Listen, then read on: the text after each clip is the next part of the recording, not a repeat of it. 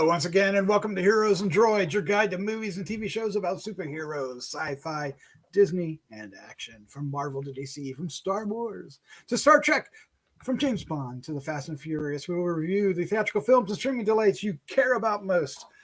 And this week we are reviewing Star Wars The Bad Batch, a double feature on this. Episode 15, Return to Kamino, and Episode 16, Kamino Lost, a two-part story.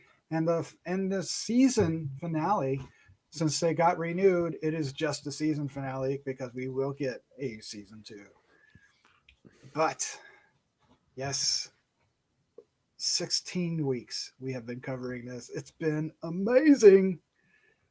And to really dive into the Bad Batch and this new character Omega and old faces, new faces throughout. This is really a blast, and it's going to be very exciting to gather together and talk about the last 2 episodes. But who's joining me? My name is Doc Rotten, and with me tonight is Christopher Slattery. We call him the Slattman. How you doing, sir? Good. Doing better than Nala Say is at the moment. Yeah. Well, she has a purpose, but that's the different thing altogether. She's better than her boss right now. Oh yeah. Yes. I mean, I'd rather be in her position than her boss's position. Nice 10 out of 10 days. Yes, nice not to be a politician. All right. Also joining us is podcasting Rockstar and international cosplay queen Vanessa. How you doing with her rebel shirt? Yeah. That's how I'm feeling. Rebellious. Okay. All right, that sounds good.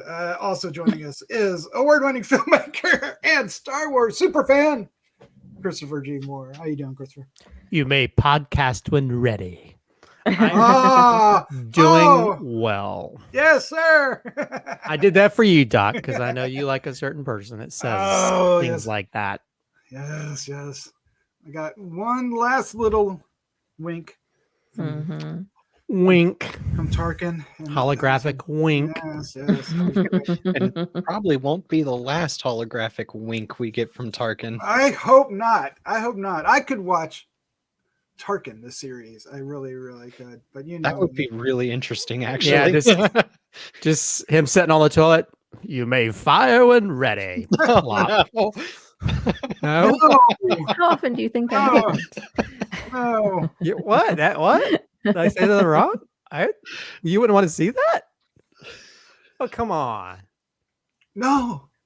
No. All right. So what are we going to cover? We're going to give our first impressions. We're going to talk about the film, the first impression, spoiler free, talking about the 2 episodes. We will get into spoilers. In fact, we're going to do Easter eggs and all kinds of things. And then we'll wrap things up with our final thoughts, our score 1 to 5, and our favorite scene of both episodes.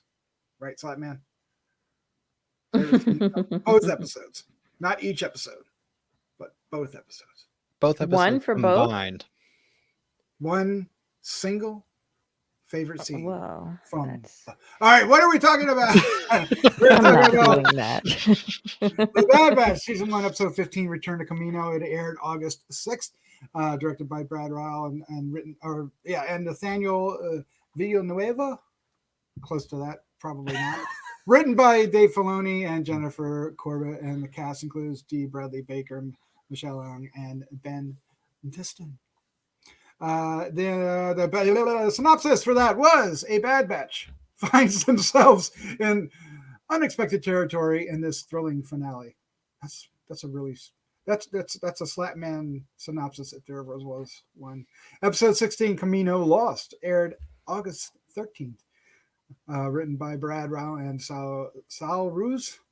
Vanessa, you should be helping me out here.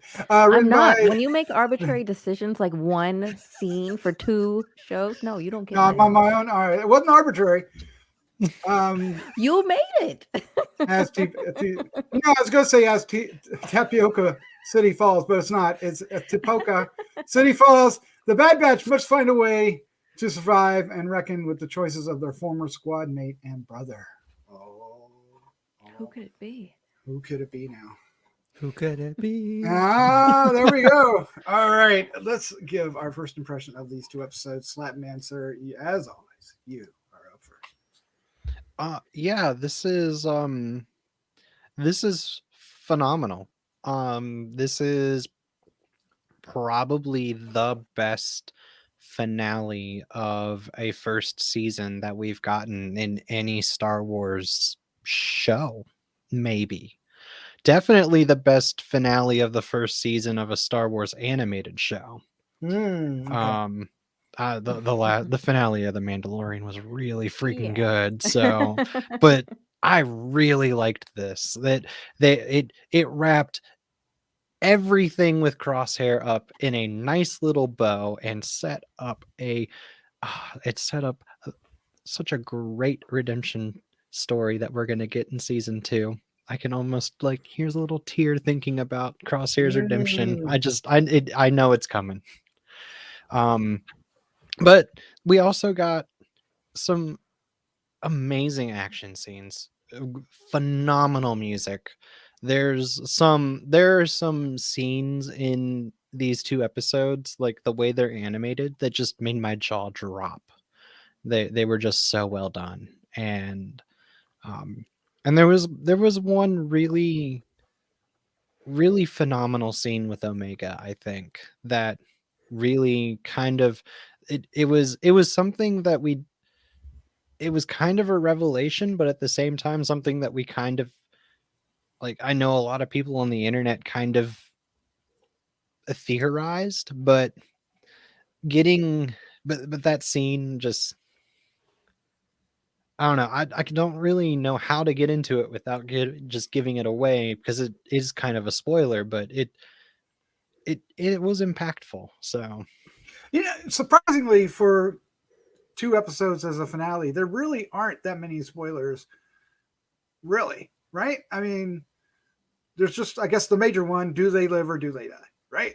I mean, there are some pretty major spoilers, but a lot of those spoilers are kind of all in episode 1. Okay, all right. I would that's how I would argue. Or episode 15, you mean? All right. Yeah. Vanessa, you're up next. What is your first impression of these final 2 episodes? Oh, I loved it. I thought they were great. They're just so. It just, once again, it just feels like great television when you're watching it. Written so well and plays out so well and really tugs on just the right heartstrings at the right time. And both these episodes, I got very emotional at certain points. And just thinking of the series as a whole, and I'm so glad we're going to get another one, because I would hate to see this come to an end already, because it's such a fun it's just a fun show to have been able to watch these past 16 episodes, and the story that it's telling is so interesting all the way up until the very end of the season. What it's building towards and what it's fleshing out. It's just really, really great. And I got a little maybe nostalgic is the word, I'm not totally sure, but as I was watching the last episode, as it was starting, it made me think back to the first episode, and it calling back to not Rebels, but the Clone Wars, with the voiceover and everything, and just how much these series have played into the Star Wars universe as a whole and have fleshed out these characters, and we've gone on this ride with them for so long. And it just really is nice to have something like that, and for it to finish like this leading into the next season, I just thought was great. Just great. All right, fantastic. All right, here we go, folks. Grab onto your seats here. Christopher G. Moore, what was your first reaction, your initial impression of the Bad Batch episodes 15 and 16? I mean, I think it's a great way to sort of end, because we had a little bit of a cliffhanger on episode 15, and then we have sort of a cliffhanger for next season. I mean, it has an ending, but at the same time, there's an interesting beginning, for next season. Yeah, I loved it. I feel like episode 15 and 16 sort of fit together as one, because 15 almost feels like it's part 1, I guess. So I think it's probably kind of good that we are talking about both in this one episode, but I think episode 16 is outstanding. It has some of the best action in the Star Wars universe. The episode stressed me AF. It's really stressful, but well orchestrated story that's like, oh my God, how are they going to get out of this situation? Oh my God, how are they going to get out of this situation? And then, then we have a little bit of a resolution to some of the issues they have, with Crosshair. So, but yeah, I mean, and there's some moments that are just like, very emotional. And I think also, we're all older to where, we were more bigger, probably, original trilogy fans than, the prequels and stuff. But I think a lot of these kids who grew up on the prequels are going to be very emotional after watching You mean like that last. Slattman? Yeah, well, I guess Slatman's and more I in the grew up younger on step. the originals. I had a solid 9 years to watch the originals. All right. There you enough, go. fair There enough, you go. Fair enough. But fair there's a enough. lot of people, their first inkling of any Star Wars was the prequels, and that's all they know. And there's a lot of them, their favorite character is Jar Jar, or their favorite characters with certain things, in the same way that people previously, oh, my favorite character is the Ewoks, or my favorite character is that. So, yeah, I think, and I know, I'm always the first to talk about, well, some of the animation's kind of simplistic, or whatever. That episode 16 is haunting, gorgeous imagery when it comes to the situations that they get in themselves into and trying to get out of. And just everything really comes together in that episode to where you feel for their situation, you feel for the drama of the situation, and the repercussions of what happens at the very end. So yeah, I mean, I think this episode is one of the best episodes, is the best episode of this series, in my opinion. And there's more stakes in this episode. There's more things to take into consideration to where this is a really standout thing just in the Star Wars universe in general. It's a very powerful episode, that you will never see on the A-Team. Yes, that's true. So here I am the whole time. I want to be like the A-Team. I would never want the A-Team to end like that, but or would I? But yeah, I really loved. Yeah, I this is a great season ender, and it makes me sort of interested to see where we go from here for season 2. Okay, so I'm going to be a poopy britches. Oh no, I'm torn about this. I mean, okay, so as a season ender, I'm not really satisfied.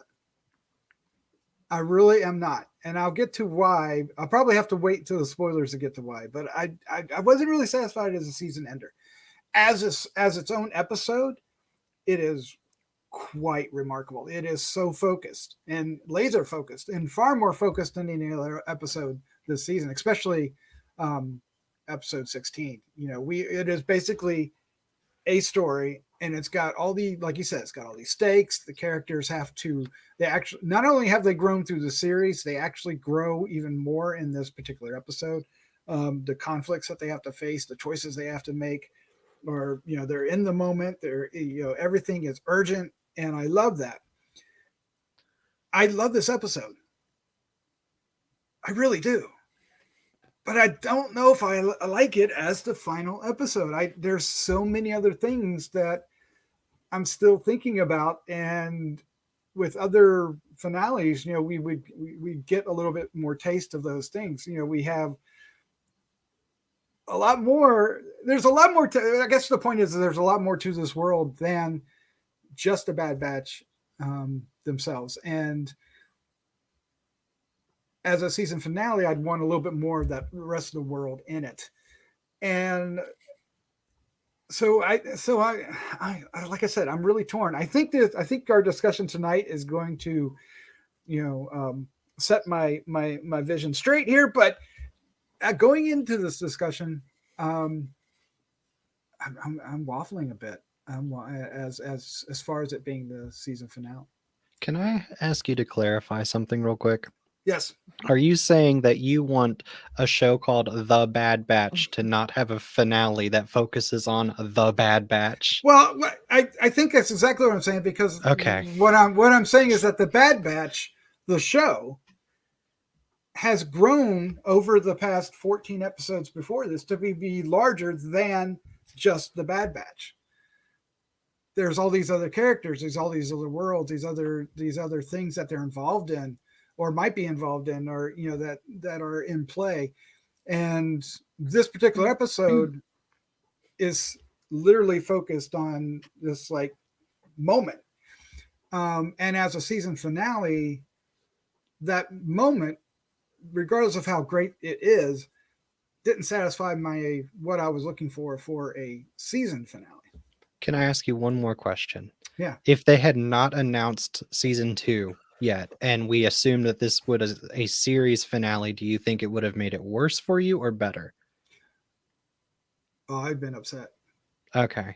I've seen a lot of people like debate like whether or not, like, because they announced season 2, like people who didn't like it, very few that didn't like it.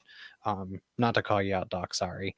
I didn't say I didn't like it. Yeah, we're saying that they probably would have disliked it even more for similar reasons to what you were saying, if they had assumed that this might have been a series finale as opposed to a season finale. Yeah. Because at least with them, they knew that there's more of that world coming in another season. So I was just curious how you were thinking. Well, there's all these other, there's Sid and Rex and all these other characters. There needed to be a little, I just needed more. I personally wanted something else for my season finale, not for the end of this episode.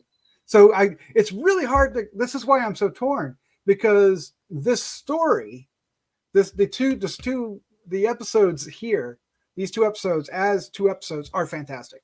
Don't get me wrong. I love it. I just feel like there's a 17th episode that I didn't get.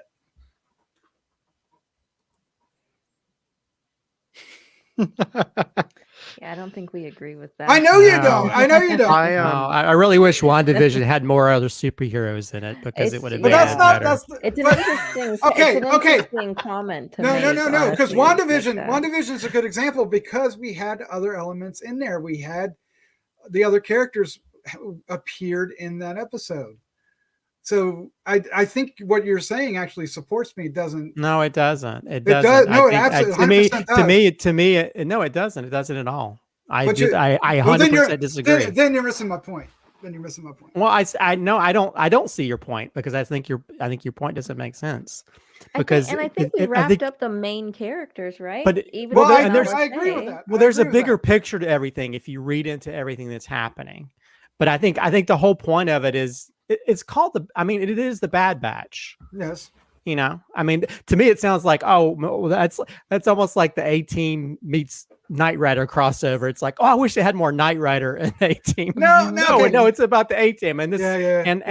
But there's a bigger picture to this, because this season is the end of clones as we know it, and they're being phased out. In fact, the big thing that happens at the end of it is the end of an era.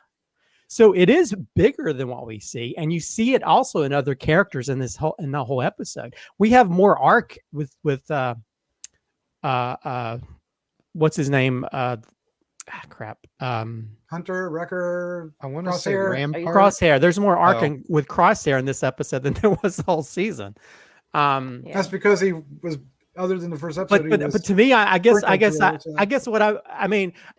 you can have your own point in how you see it and perceive it, and that's cool. But I think, to me, the whole point of this whole season was these characters.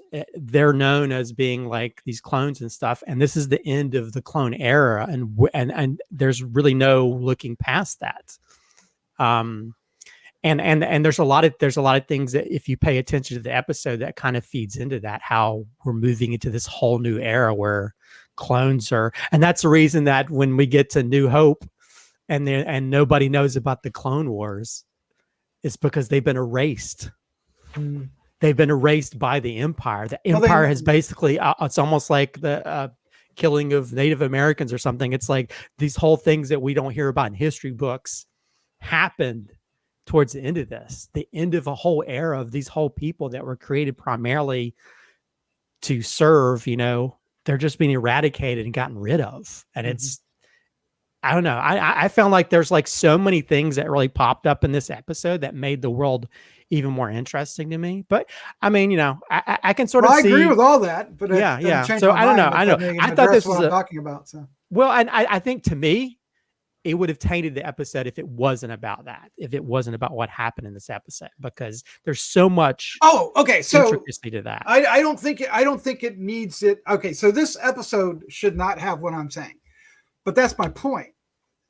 For me personally, I needed an episode beyond this. Just one more step. It does not need to be in this episode.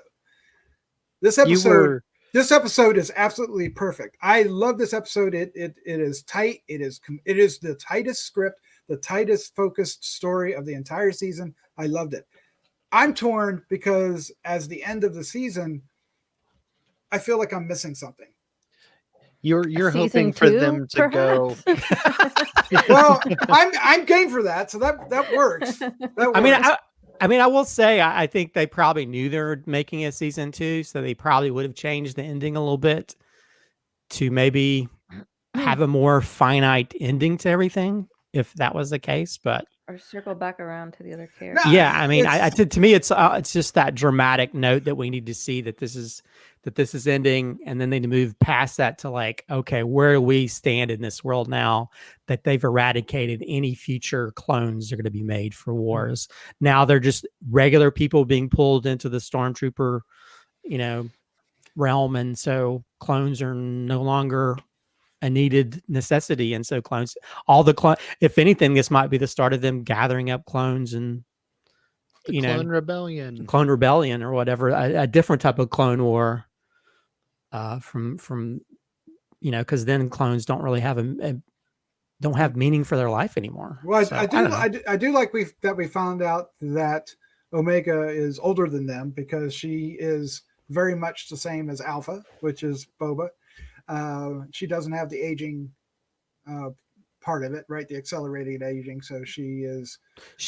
We always thought her being the child of the group, but she's more the mother In some ways. In some ways, because yeah. she's the one that's like been there from their beginnings. Yep. She's actually years wise older than they are. It's really interesting. And some of the best moments in the episode are between her and Crosshair. Absolutely. 100%. Yeah. The whole thing at the end, like, we're even the whole thing, her saving him, then he saving her and the robot. You finally get to AZ. see some level of humanity Z3. in him by the end of it. Yeah. Well, you see the conflict, and the conflict is beautifully rendered in his face, in the body language. It's really, because it's never really said out loud, but you get the internal conflict he's having. Yeah. Well, he said he had his chip removed, but I'm not totally convinced there's not something still going on in there, because I know he had that head injury, but at one point he's like rubbing his head where the chip would be. So I don't know if I don't know. You're I not don't want, alone. I don't want to believe it. Maybe that's what it is. But yeah, there was a lot of like really intense moments in this. So to go back to 15 before we get too much into 16, the moment that stood out the most in my head was when they go back and they all have to be in formation again, fighting those droids in the simulator, that they turn on, just like in the first episode. And it was just so like to see Crosshair join them again after they're about to just shoot it out between each other there was so moving, and so like once again felt like something you would see in a film, in a live action film. It felt deep. It felt meaningful. That kind of callback is so intense, especially to anybody watching it who's actually been in a kind of situation like that, any sort of military situation, anything where you've had to find people that may have been lost. It's just, it was so intense. And then only to build up to this one, with the intensity of what's going to happen with him and what are his choices going to be. That revelation that he doesn't have, that he took his chip out and that this is who he is. That's a painful one for everyone to hear. Well, it's all according to when he removed it. Yeah. You know, because Yeah, I We mean, never got that answer. if he removed it before the whole Order 66 thing, that means he almost was going to kill that kid Yeah, in but the first I can't episode. believe it was then. I can't believe it was way I don't back think then. I don't think it was, but again, whenever he removed it, will actually say Yeah. much more about his character. Yeah. And who's the kid?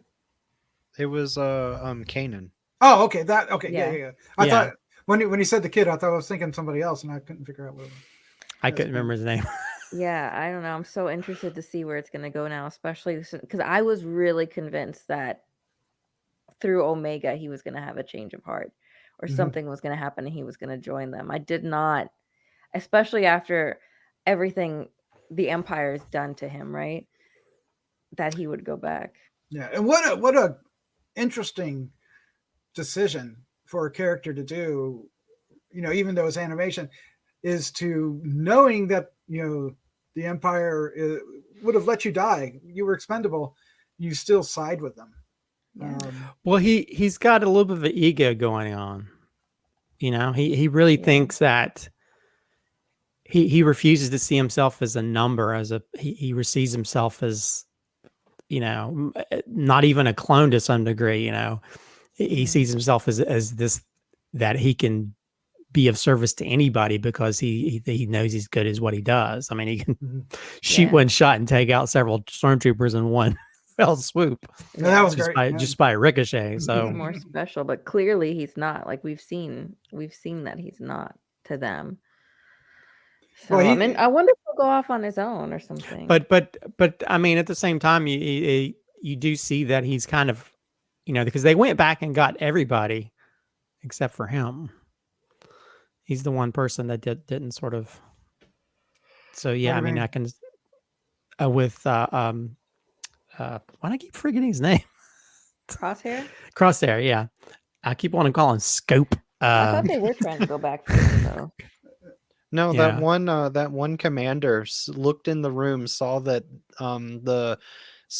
they were that him and the Bad Batch were surrounded by the droids, and like ran to the shuttle and was like, he's lost control of the situation, and that's Yeah. when. And so they didn't even try to get him out. No. They Not at all. marked him as expendable right away. Well, that one guy, who's the leader guy for the redhead guy.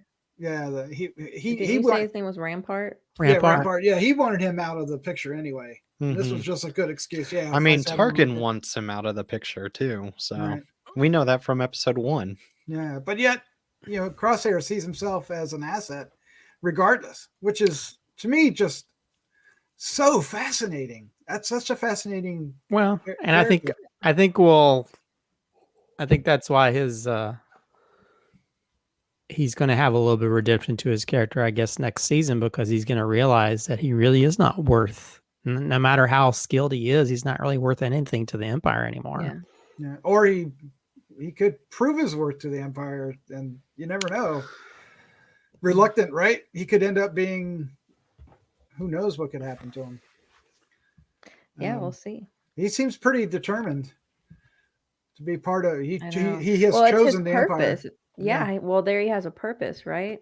The Bad Batch have a purpose, but it's more like philosophical. And when you're with the Empire, you have a direct purpose of what you're meant to do. Or glorious purpose. Glorious purpose. What do we think of Omega after 16 episodes? I know, Christopher, you were like, oh no, I can't stand this little kid. Did she get a great arc, and especially in these last 2 episodes, do you think? Well, she's definitely not like the Brady Bunch's Oliver, like I thought she was going to be in that first episode, for those people that know that reference. But yeah, I think she's grown to be one of the strongest characters on the series, to be honest, because she's the one that has the most heart and the most sort of gumption, and she's very heroic. I mean, that whole thing, I never thought I would be that emotional about a droid, but AZ, man, that part in Wow. the last episode with her and AZ, it's like she even feels that droids are worthy of being, because droids in that universe are just people just treat them like crap. They don't treat them as Truly really real expendable. as expendable. They're not real people. You can always buy a new one. They're the lowest common denominator of the whole Mhm. society. So when she's willing to sort of say, almost sacrifice her own life to save a droid, I mean, it just shows you how big-hearted and just wonderful person she is. Because the whole Bad Batch in general, they're just always trying to figure out where the loyalty lies. What are they willing to do? What kind of things they're willing to sacrifice to sort of do this or do that.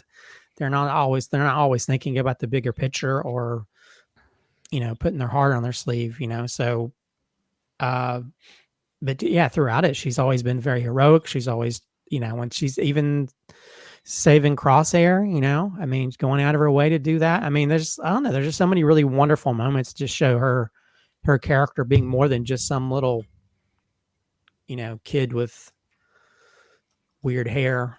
Palpatine hair. Although we get to see it wet. So her hair does change. It will go It's down. not always the same, like floofy, marshmallow on her head. So am I wrong? I mean, her hair is Yes. very and very pointy. Yeah. very pointy. It's not like a real hair to some degree. I almost feel like Yeah. one day she's gonna pull it off and she's gonna be bald. Just like Tech. It's like There I'm you Lex go. Luthor all along. But yeah, I think she's wonderful in this, and she's really sort of turned me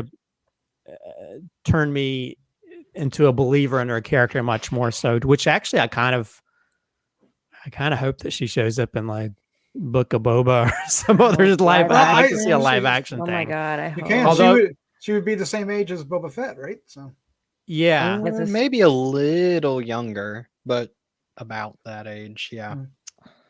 well, but that would be great. she doesn't age though. So I think, I think didn't they say that? Does she not age? No, she ages. She just doesn't have the accelerated aging gene. So ages she like real time. but I was under okay. the assumption that she's a year or two younger than Boba. oh, Oh, okay. because there That was makes- like that works. one video I watched online and they acted like that she doesn't age, like she'd stay that same age. So I don't think That makes so. absolutely no sense. I didn't understand it either. Unless they were trying to make Palpatine unless Palpatine was trying to make himself never age so he can be immortal. Yeah, well, I mean, not Eh. saying he wouldn't. But I think she ages. I just think she ages real time like Boba, Alpha. from what I gathered. Alpha. Alpha. Omega. Alpha. Oh, I loved her. I loved her story arc. I love her so much. Where's Spada? Where's Lamba? I think they turned him Probably into soldiers. dead. What's that? Probably dead. Dead.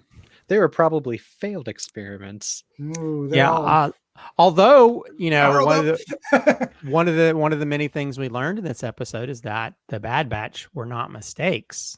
That's They were true. made that way Mhm. on purpose. So I mean, the whole point of that, like those first like couple episodes where we went back to the Kaminoans kind of hinted at that as well, because they kept saying that they kept insinuating that they're trying to tweak the genes to make a better soldier, so it makes sense that they would try to experiment and make like the perfect soldier, and the Bad Batch are members of the result of them trying to do that. Now, there was a lot more tubes. Is there a lot more Bad Batches? Probably failed. Or bad Batchers? Do you I think they're all think- failed? Yeah, I think the 5 that we got are the 5 that were got. I don't. Yeah. I Yeah. think the other ones were probably either not good specimen that came out, or just failures. And the 5th being Omega, not Tech, right? Or Echo. Oh yeah, the Echo. 4. Echo. Four, right. sorry, yeah, no 4. 4 is what I Although- meant. Although there's one interesting scene where you see them going through the tube and they go by past the whole cloning chambers, and that's Mhm. the same scene from Attack of the Clones when they're taking Obi-Wan through there, showing him in the cloning chambers. Oh, So copies that specific nice. scene. Wow. Yeah, nice. Just with a lot more water this A lot time, more water. unfortunately. Oh my A little God, bit. what was that thing? What was that monster? I don't know. I don't know. I know that there were several people online that said it might be a new creature. I'm was pretty sure it's a new terrifying. creature. Because it seems to be a combination of different types of water creatures we've seen. So we've seen stuff like in Phantom Menace and stuff. We've seen water creatures, but we haven't seen anything to that level. So I mean, That it is wouldn't surprise me crazy. if it was something that the Kaminoans created. Ah. But there is local life on Kamino, so it wouldn't surprise me if it's just a new species. maybe it was Lambda. Yeah. That was the Lambda beta. one. It kind of Yeah. grew out of control. Beta Get one. it? Beta fish? He got too big. I'm not. No, you've been hanging around Dog too much. All right. Well, speaking of this being whether that creature was in the lore or not, do you have any other Easter eggs or connections to? Star Wars?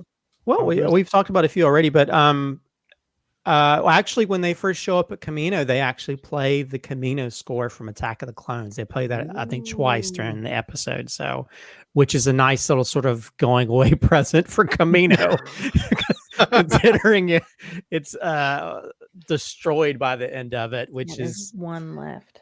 yeah. So is that like the only facility they ever built was Kamino? No, there was another no, we were one. at There was the another one in the one. other episode was in the Yeah. sky.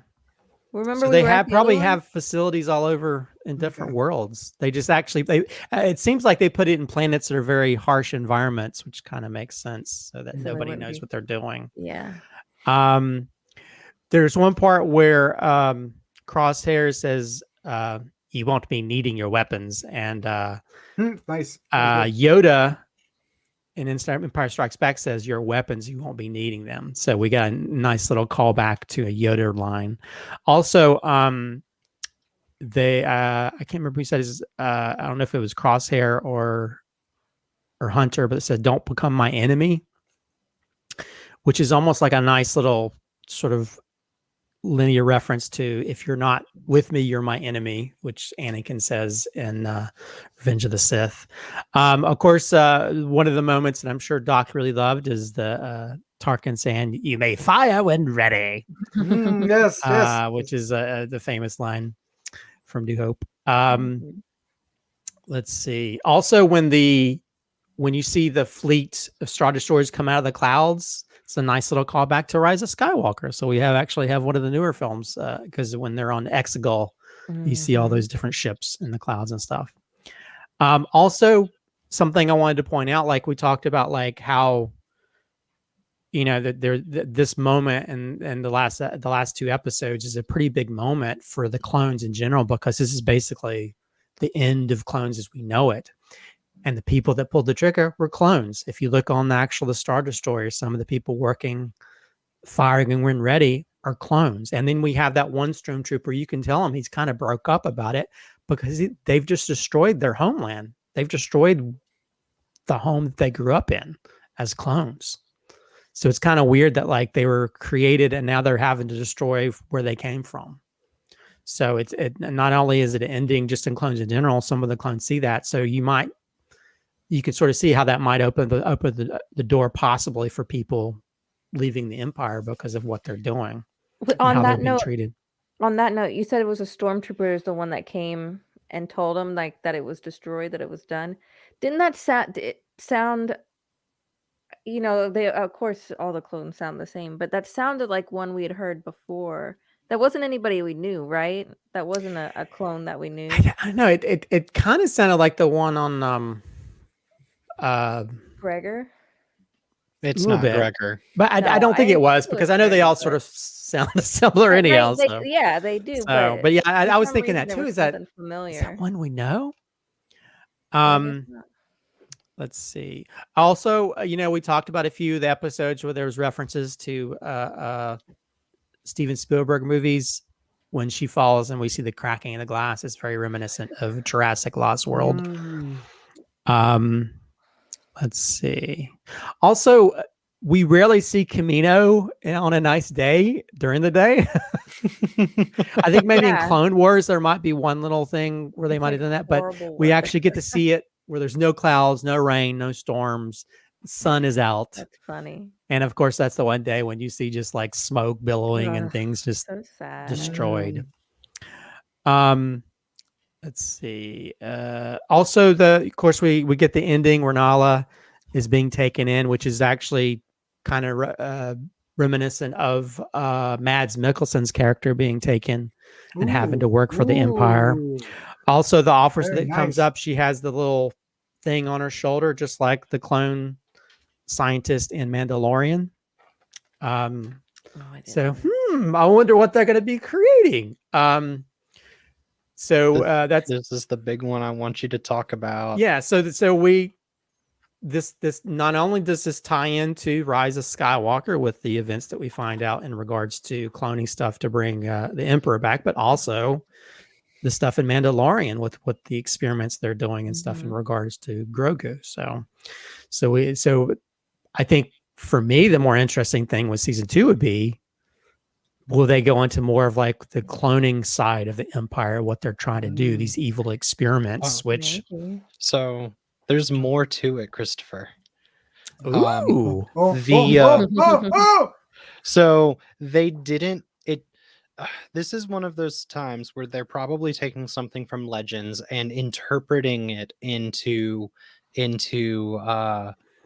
canon, but there was a leak that apparently the asset name for the mountain, they called it, I believe it's Tantus, Mount Tantus from the Legends Thrawn trilogy.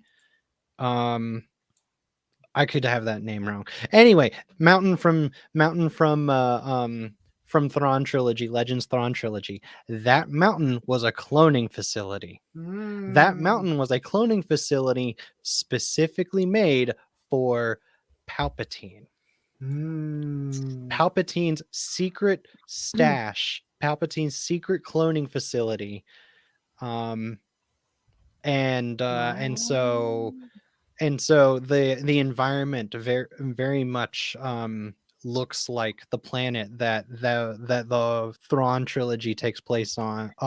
A big portion of the Legends Thrawn trilogy takes place on, and spoilers for a almost 30-year-old book series. The whole premise behind it is there is a Thrawn found this secret facility that Palpatine had, and and he goes in to take it over to create clones to try to take over the galaxy to reclaim it for the Empire.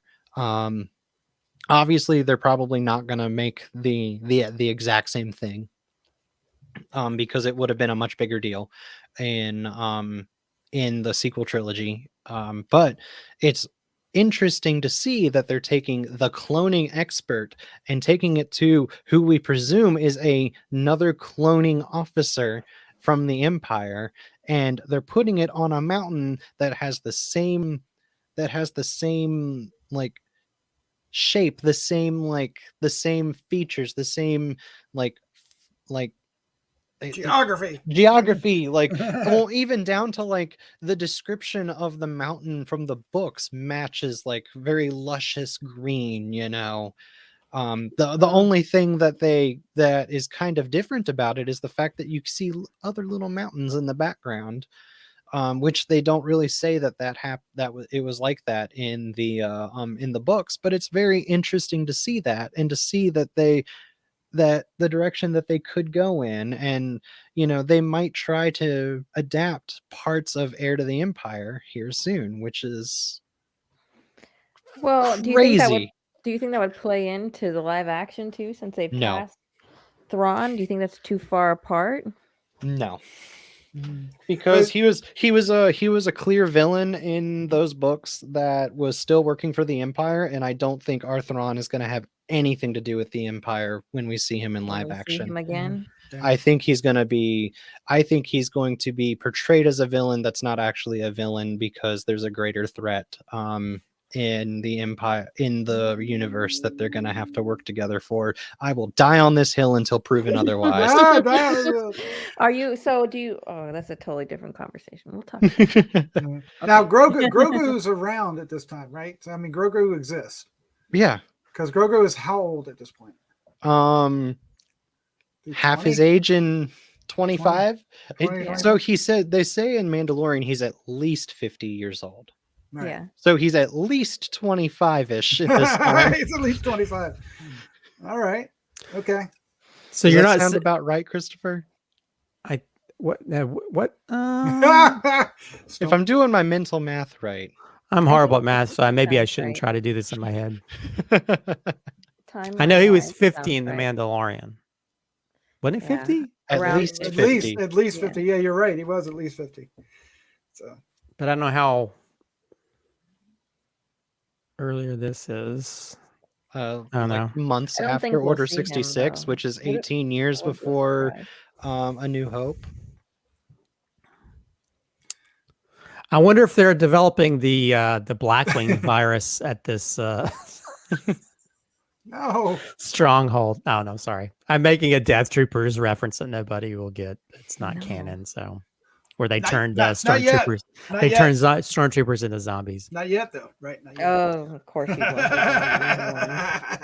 It's all the few Star Wars horror books that was Oh, man. amazing, and I wish they'd make it into something. Yes. Yes. They probably will. No. Get me to direct it. There you go. then it will be. All right. Well, let's go ahead and wrap this up. Let's give our final thoughts, our score 1 to 5, and our favorite scene for each. Slattman, or can we do each? I mean, I can do each. Okay, we'll do each because you were the one that was wanting to do. Never mind. It doesn't matter. It doesn't matter. We'll do each. I wanted to do With one for the decisions? whole 45 to 50 minutes that we had. Oh, we Yes. can do that. Sure. I feel like I'm it's a still gonna say two-parter. 2, but we can do I that. feel like it was 2-parter, but we could do multiple scenes. All right. No, So, I but think before you we guys do, don't understand what I was trying to say. I have no clue what you're trying to say now. I'm lost. But before we get into this, if you are listening to our review for this final chapters of the Bad Batch season 1, thank you for hanging out with us. We hope you enjoy not only this review, but many others that we have on our site. Check them out. We will definitely be around for further Star Wars on Disney Plus. What's the next thing? Legends? Um, What's So the anime- animated, No, what's the it's animated the- show? I don't remember off the top of my head. That show. It's I don't think it's called Legends, because Legends is the books, but Yeah, I I could didn't be think wrong. so. Oh, okay. That might be why. it's Maybe in you're my right. head. It does sound right too. So I don't know. Well, Christopher's looking up, if you can't tell from the look on his face. So anyway, I don't know where I'm going. We'll go back to what I was saying. If you would like to help us out, it's easy and free to do. You hit the subscribe button down below or share with a friend, and it's that easy. Hit the bell and say select all so you can be notified when we do more, when we do the Marvel Plus. That's our Do way. it. All the cool stuff on Disney Plus. Do it. Do it. Do it. Do it. No. it's Visions. Visions. Visions, yeah. Yes. Or Legends. Scarlet. I was not looking that up. It just Or- popped in my head. Yeah. Or Scarlet Witches. I'm not really sure which. Visions. Let's do this. Slattman, you're up first. Your final thoughts, your score, and favorite scenes.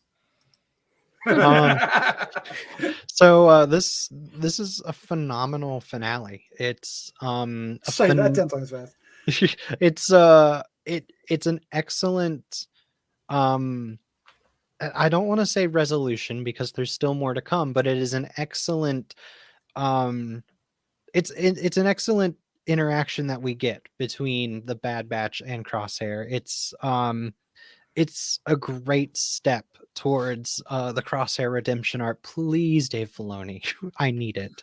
And it's just, and it's such the action is so great. The animation is phenomenal. There are some scenes that just make my jaw drop.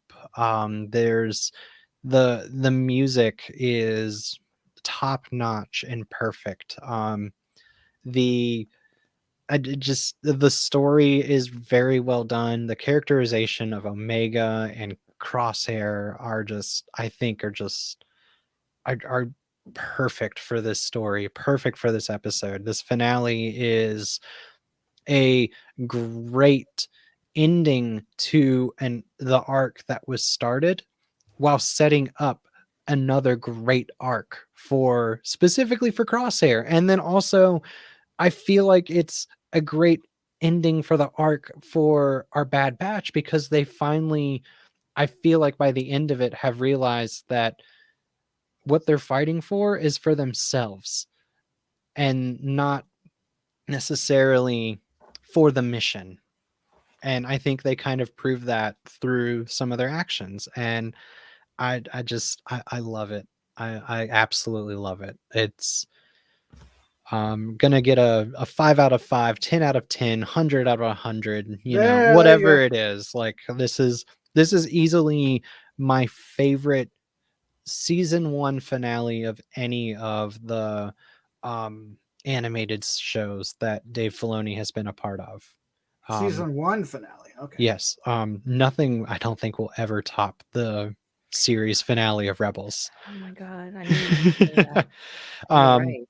but this is probably the strongest first season that Dave Filoni has helped create for an animated project as well. It's been very outside of a couple stray episodes, it's been very well done, very pinpoint. And the overarching story that they've been telling with Hunter and Omega and Crosshair has just been phenomenal, and I love it. My favorite scene is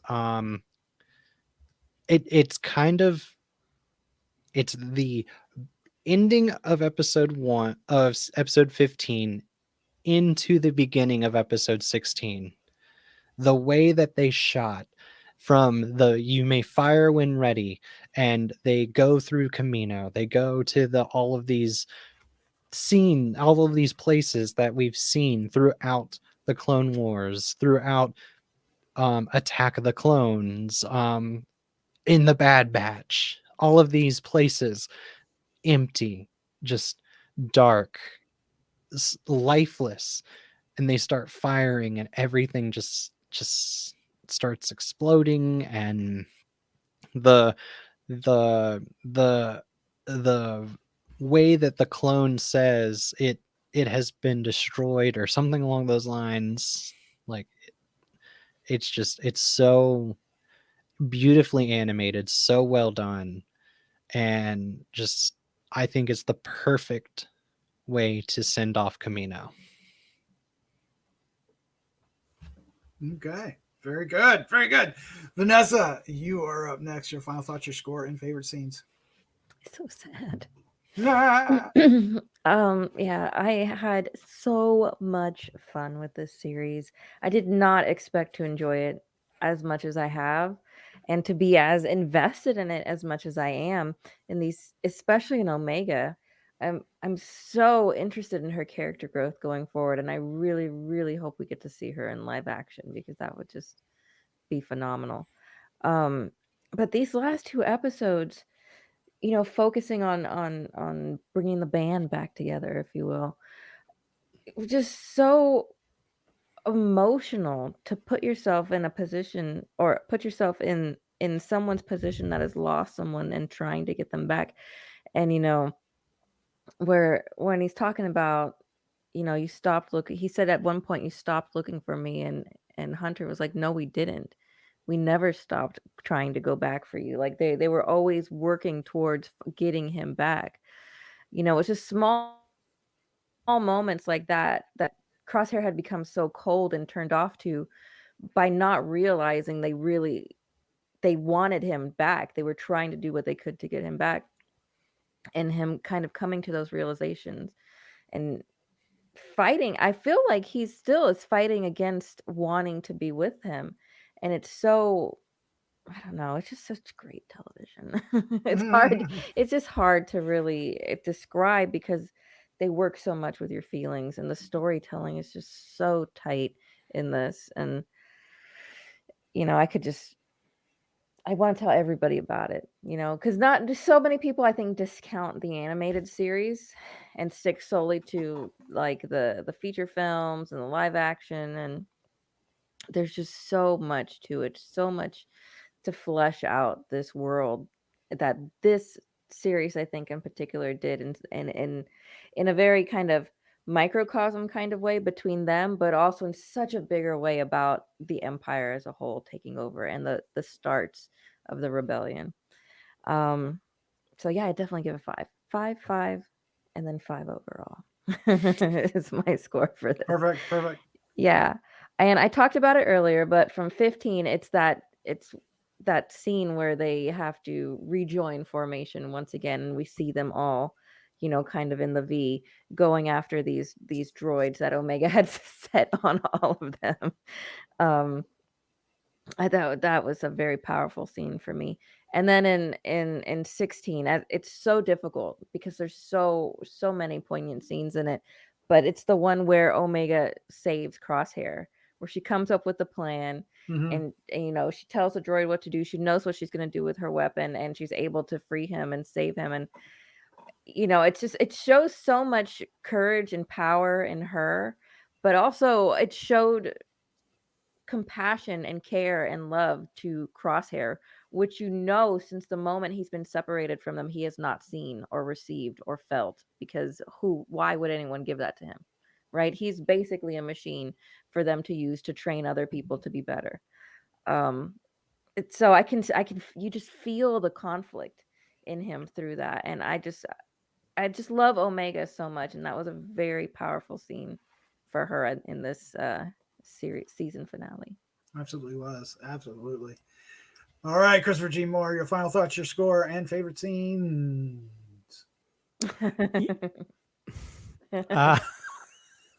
Had a little lisp there.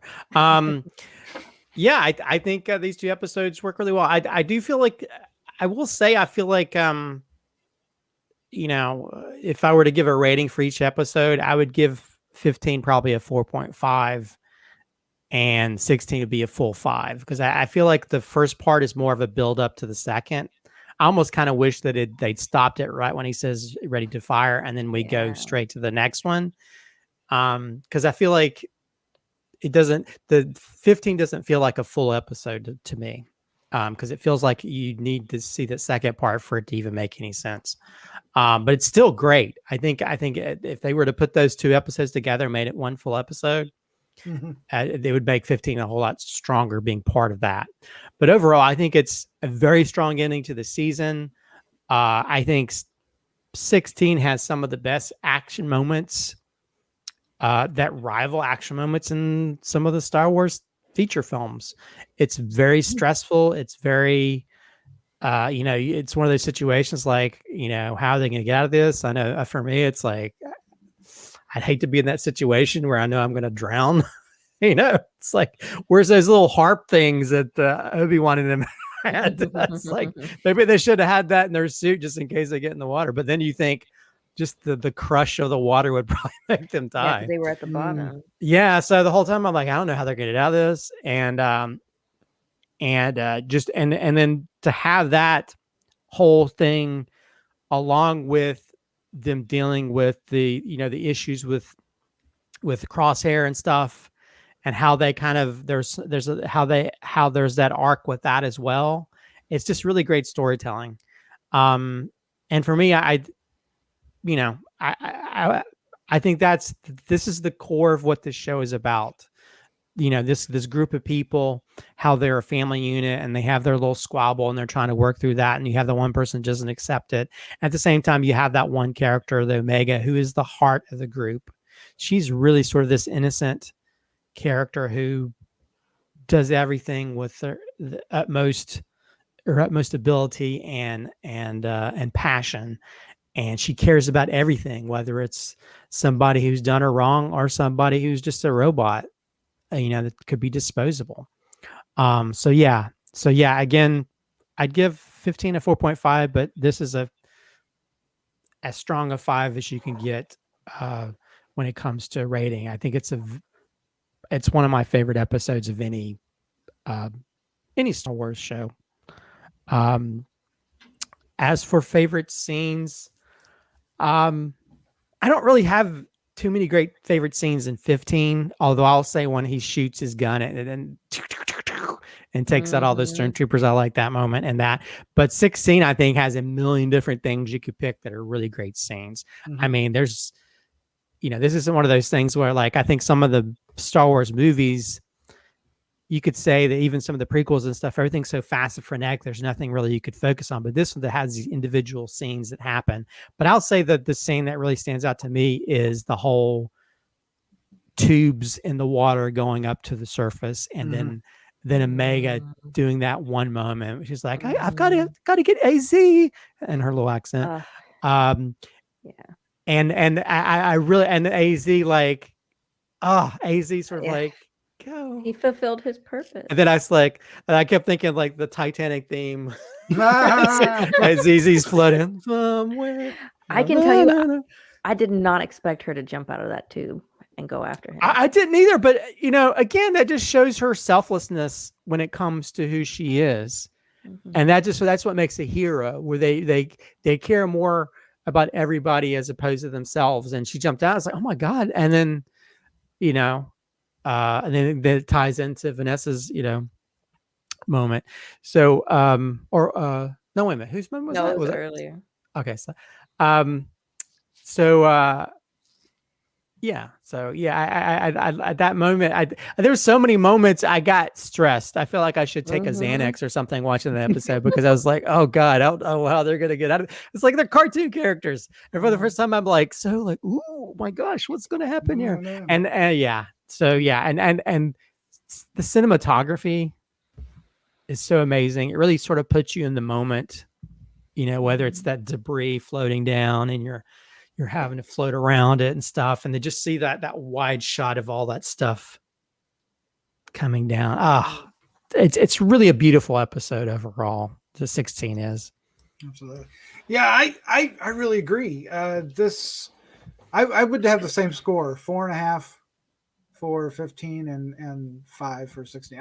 16 as an episode is so tight, so focused, and so rounded with the characters that are there. And it's if you compare it to some of the other episodes, we often talked about all these things going on, but this was just like the narrative was very straightforward, very from beginning to end. But it felt so urgent, it felt so immediate, and the stakes were so high, and we didn't know if anybody, if everybody was going to make it, or if anybody was going to die, or this AZ character, which I'd forgotten about until 15. I'd forgotten all about him. And you actually, in 2 episodes, I was like, oh no, he can't die. It's just, so it's really, really well done, and it's really the strength of these characters and the 14 episodes that we got prior building up to these scenes, because you could almost take the first episodes and the first 2 and then these 2 and build something out of it, but the meat of everything that happens in between really tells such a richer, fuller story. I think there's only one episode that I could point out that kind of repeated itself or was a little more redundant than others, but the characters' choices in this episode make so much sense. Of course, we don't know about Crosshair, and that's the big what's going to happen. And his decisions, his reveals, and everything are, he's Darth Crosshair, right? Omega, I am your brother. He's more Boba Fett. Yeah, but I don't have a line for that. So anyway, I really enjoyed it. Other aspects early on this episode aside, it is quite remarkable what they accomplished here. And yes, there was a lot of well rendered animation in this final episode that is, and I think having it so focused, on these things, I think what made that possible. I mean, the shots of the Empire ships in the clouds, and then when they start turning, it's just wow, and the whole firing, and it's just really, it's cinematic, and it would make a great movie. But it makes a great TV show as well. My favorite scenes. The first 15 is a little hard for me to really pick one out. Because the formation part of it, that is so important. I don't know. Maybe it's the beginning when, we get the rest of the dialogue from, between Crosshair and Hunter, right? And we, because we didn't know, what kind of plan does he have? And it's like, oh shit, it's not going the way we wanted to, or at least I did. It's like, oh no, this is not going well. And then with 16, there you could literally pick just any scene. Any escape scene, fighting, trying to get away from the monster that's outside, and AZ powering up just enough to get it to go away. But I'm going to pick shortly after what Christopher picked, and there's a point where Hunter we don't know what Hunter's going to do. He's looking down in the water. And he doesn't know how to save Omega, right? And you can see him trying to figure it out.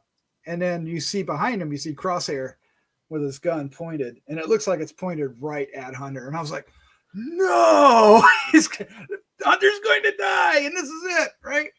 And of course he shoots, but it goes past him, and we get the save, right? But on top of that, when he turns around and the other three Bad Batch have their guns like this, right? And he's like, "Here, take the gun." I get it. There was so much going on without saying a word there, and I love when film does that, and that is even harder to do in animation, and he did a great job. Mm-hmm. I agree. Well done. Yes. All right, so there you go. 16 episodes, 16 weeks of watching Star Wars The Bad Batch on Disney Plus. Season 2 has been greenlit. I imagine it's already been well animated into about half of it. All 50 million episodes. I don't think it was be a surprise. if it's already done. They did it all. I know that after the success of the first episode. Oh man! Yeah. But we're looking forward to Visions next, and then the book of Boba Fett at the end of the year. I believe they have confirmed that's coming out at the end of the year, right? Or is that still? I really think it's going to be the very first Wednesday of 2022. Or the very last Wednesday of 2021. And I just saw today they posted. I think they just finished filming Obi-Wan. The series. Did. So yep, and they're starting to film Mandalorian 3 in September. I thought isn't Andor filming right now too? Andor is filming as well, yeah. So much. I don't know. So I don't know how these are going to come out. But I can't wait for all of them. So, and then eventually we'll get word of films. You mentioned that I can't say his name. Taika Waititi. Taika, yeah, him. He's. Taika. I can't say Taika Waititi. Although he's using some of the Mandalorian technology on the next Thor movie. So that's going to be interesting. You mean this technology? Yes, there you go. All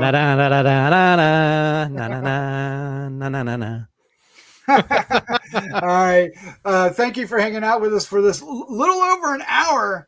Of course, we did 2 episodes, so that is fair. Vanessa, Slattman, Christopher, thank you for joining me not only for this episode, but all 16. Amazing. It's been a fun ride with the Bad Batch. All 70 million episodes. Or as translating in, I think Netherlands is called the Crazy Gang or something. Love it. Gang loco. I don't. Whatever. It's not even. I know. I don't even know what I'm doing. You're doing Spanish. Let's get out of here. All right. Let's say good night. Good night. Good night. Good night.